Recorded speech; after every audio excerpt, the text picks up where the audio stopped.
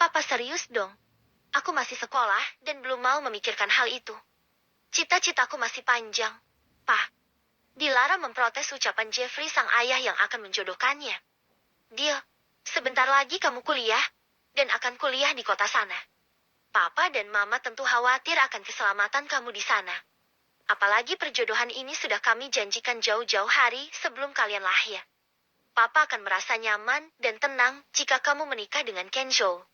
Ucap Jeffy, memberikan pengertian pada sang putri. Betul, nak. Mama yakin kok calon suami kamu adalah suami baik. Dia pasti akan bisa membimbing dan melindungi kamu.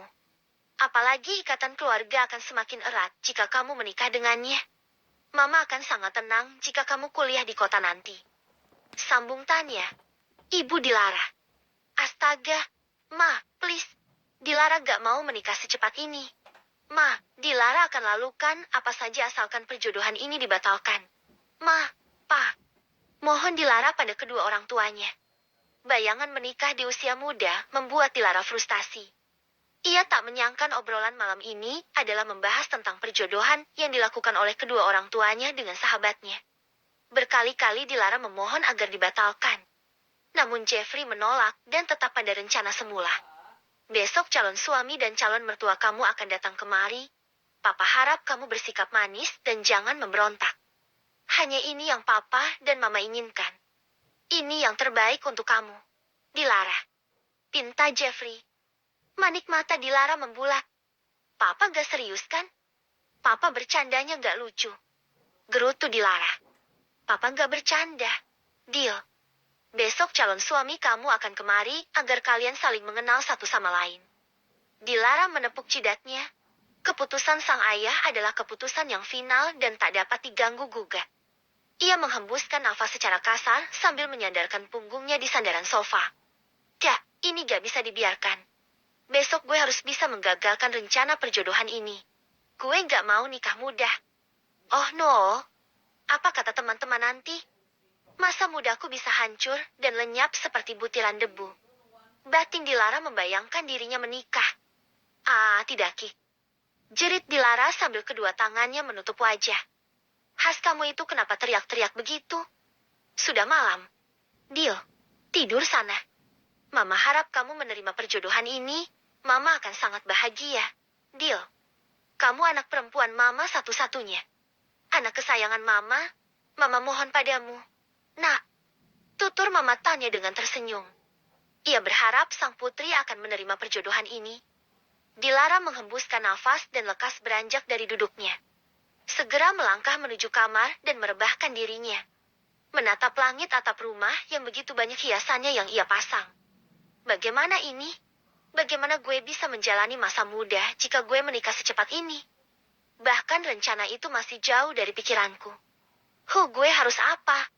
Pokoknya gue akan buat perjodohan ini gagal. Gue gak mau menikah. Gumam Dilarra. Pagi ini, Mama Tanya telah menyiapkan semua keperluan untuk menyambut sahabat dan calon menantunya. Ia memasak cukup banyak hidangan kesukaan tamunya nanti. Mama Tanya juga telah memberikan sebuah gaun berwarna mint dan aksesoris yang harus dikenakan oleh sang putri. Dilarra hanya menerima dan langsung meletakkannya di meja riasnya tanpa minat sama sekali. Tak terasa waktu teruslah berlalu. Rombongan keluarga Sebastian telah tiba di kediaman Jeffrey. Ini Dilarra. Tan. Ya ampun cantik banget calon menantuku. Ucap Milly. Siapa dahulu dong ibu dan ayahnya? Gelak tawa memenuhi ruangan keluarga. Sedangkan Dilarra hanya tersenyum biasa. Ia tak tahu harus berbuat apa. Kenzo mana? Mel. Tanya Bu Tanya. Ada kok. Dia lagi telepon di dalam mobil. Ada kerjaan sih. Sebentar lagi juga masuk. Nah itu dia Kenzo. Putraku. Ujar Bu Milly ketika ia melihat sang putra yang tengah berjalan masuk ke dalam rumah. Sontak Dilarra mengarahkan pandangannya menuju pria yang baru saja masuk. Ada rasa kesal dalam hatinya yang tak dapat dijabarkan. Ia berharap pria yang bernama Kenzo pergi begitu saja dan perjodohan ini akhirnya batal. Assalamualaikum, Tante Tanya, Om Jeffrey.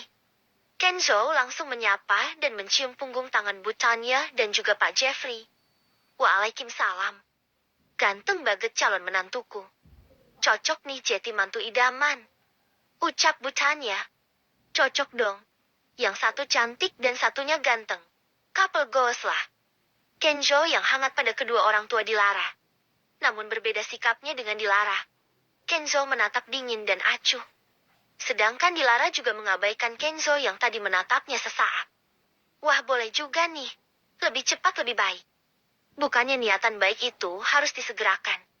Biar nanti Dilara sekalian pindah sekolah di sana. Empa, boleh Dilara berbicara dengan Kak Kenzo sebentar? Ya, Ma, aku mau bicara sebentar dengannya. Ucap Kenzo. Baiklah, kalian berbicara di taman belakang sana.